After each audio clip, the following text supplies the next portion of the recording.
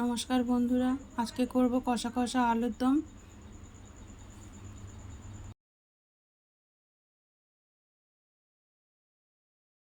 আলুর দমের জন্য আলু কেটে রেডি করে নিয়েছি।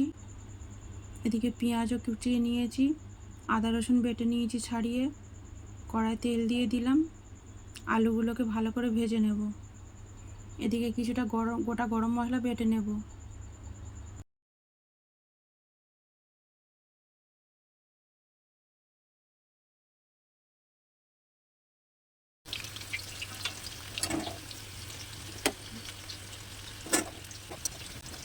আলুগুলোকে লাল করে ভেজে নিয়েছি, এবার তুলে নিলাম। গোটা গরম মশলার ফোড়ন দিয়ে দিলাম। একটু ভাজা হয়ে গেলে গোটা জিরে, শুকনো লঙ্কা, তেজপাতা দিয়ে দিলাম।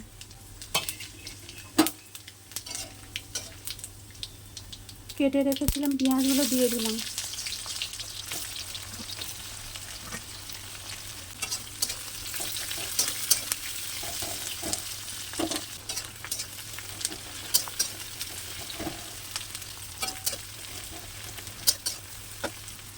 আদা রসুন একসঙ্গে দিয়ে দিলাম।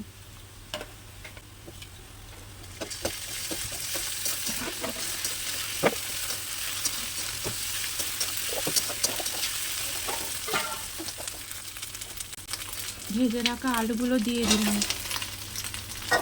পরিমাণ মতো হলুদ গুঁড়ো, স্বাদ মতো লঙ্কার গুঁড়ো,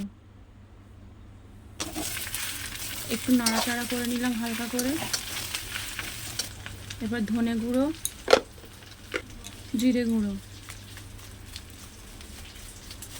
পরিমাণ মতো দিয়ে দিলাম।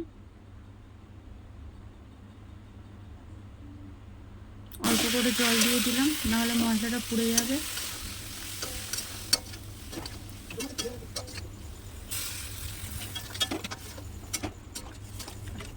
স্বাদ মতো নুন,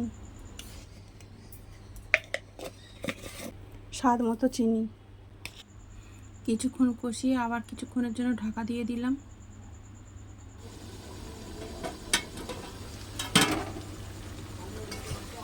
কিছুক্ষণ পর আবার একটু নাড়াচাড়া করে কড়াইশুঁটি দিয়ে দিলাম।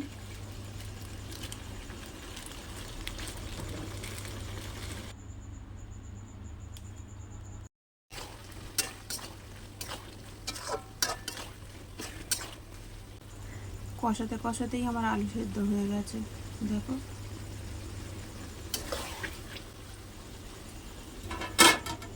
কষিয়ে ঢাকা দিয়ে দিলাম। কিছুক্ষণ পর বেটে রেখেছিলাম গোটা গরম মশলা দিয়ে দিলাম। দিয়ে মিনিট 5 ঢাকা দিয়ে রেখে দিলাম।